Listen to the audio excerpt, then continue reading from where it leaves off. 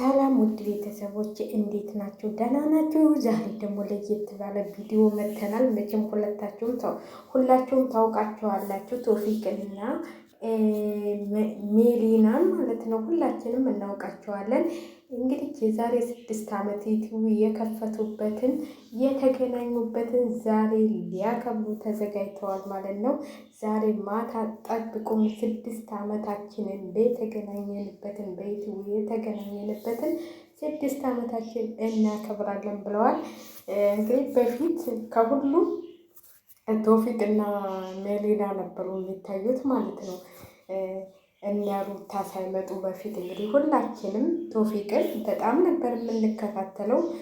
በጣም የሚሰራቸው ቪዲዮዎች ያው አንዳንዴ የሰው ልጅ መቼም ጥሩ ነገር ሲሰራ አይወደድም እንጂ ብዙ ነገሮች ይሰራ ነበር ማለት ነው።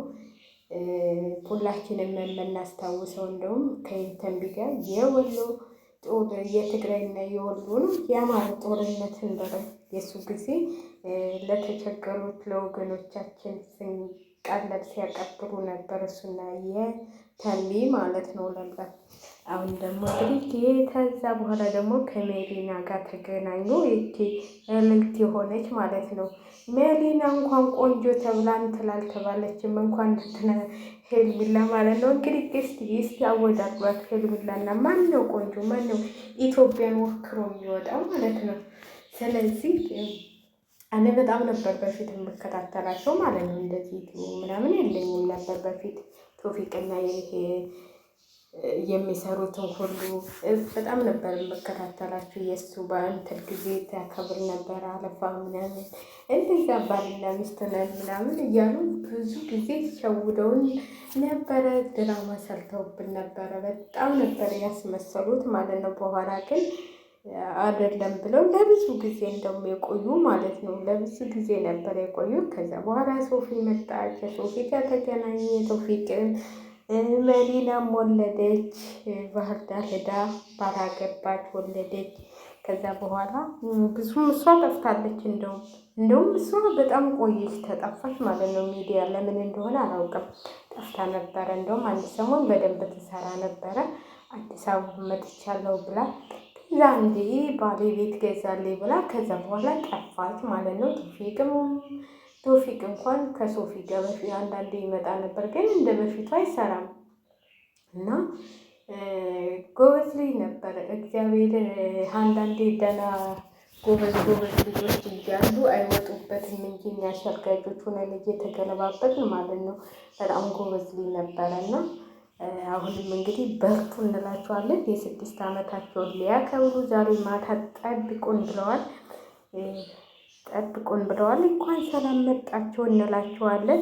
እንደዚህ አምረው ደምቀው መጥተዋል ማለት ነው። አንድ አይነት ልብስ ለብሰው እንግዲህ ሜሊናን ሁላችንም በቁንጅናዋ ኢትዮጵያዊ ነች ወይ እስከምንል ድረስ እንገረምባታለን ማለት ነው። በፊት እንደው ጠጉሯ እንደዚህ ረጅም አልነበር። ከዛ አንድ ቀን ቶፊቅ ምን አድርጓን ነው ጠጉሯን አውጥቶባት ነው። ከዛ ጠጉሯ አጭር ነው ኢትዮጵያዊ ነች ምናምን ልጃን ስንስቅ በፊት እንደውም ብዙ ሰው እንትን ልክ ይላል ነበረ። ጣሊያናዊ ነች ጣሊያን ነች መሰለኝ እኔ አላውቅም፣ ግን በአባቷ ይሁን በእናቷ የሆነ እንትን አለባት እና እንግዲህ ሜሊና ይችን የመሰለች ቆንጆ ማለት ነው። በልጅነቷ ነው የወለደችው። የመሰለ ወንድ ልጅ ወልዳለች። አንድ ሰሞን ይዘው በቅ ትል ነበር። ከዛ በኋላ ግን ከባህር ዳር ከወጣች በኋላ ልጇንም አይተነው አናውቅም። እሷም ብዙም እንትላትልም ማለት ነው። አሁን ደግሞ በአዲስ ነገር ከቶፊቅ ጋር እንግዲህ ሊመጡ ነው ማለት ነው። በአዲስ ነገር ሊመጡ ነው። ዛሬ በቶፊቅ ቻናል ይለቀቃል ማለት ነው። እንደዚህ አንዳንዴ እንኳን እንደዚህ የጠፋችሁት ለምንድን ነው ብለን ለምን አንጠይቃቸውም?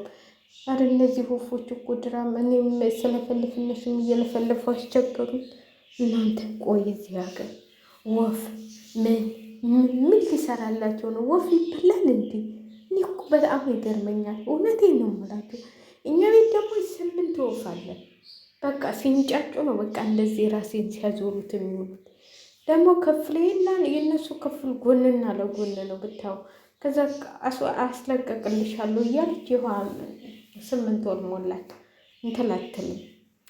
እኔ ደግሞ ስልችት ብሎኛል። በእናታችሁ ቪዲዮ መስራት አልችል፣ ሊም መግባት አልችል። ሊም መገባ ነበረ እነሱ ባይኖሩ ጊዜ ነበረ ሊም መግባት ማለት ነው። ግን ጫጫታችሁ እንዴት ነው? ሊም ቁጭ ብላችሁ እነሱን የምታዳምጡት እና አሁን ይኸው ቪዲዮ ለመስራት እንኳን አልቻልኩም። የነሱ ጩኸት ማለት ነው። እና ለባልጃው ዛሬ ማታ ከችላሉ ማለት ነው። እንግዲህ እንደ ቶፊቅ ደግሞ ተመጡልን፣ በእነሱ ደግሞ እንፈተፍታለን ማለት ነው። እንግዲህ በእናብልሽ ደግሞ እስኪ ትንሽ አረፍ እንበል።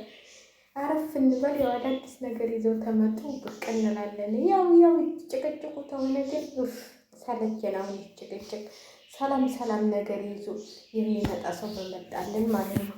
እንዳለ ቡታጅራዎች ደግሞ አሁን ሊባሉ ነው። በስመ አብ እዛ ጋር ፍቅር እና ቶፊቅ ማን ፎአድ ነው ምናምን የሚሉት የቶፊቅ እንግዲህ ሚስቱን ቀምቷል። የቶፊቅን ሚስት የልጅ እያለ ነው።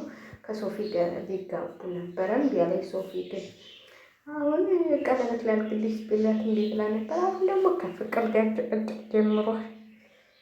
ጭቅጭቅ ጀምሯል። ቶፊቅ ማን ፎአድ ነው ምናምን የሚሉት ነው።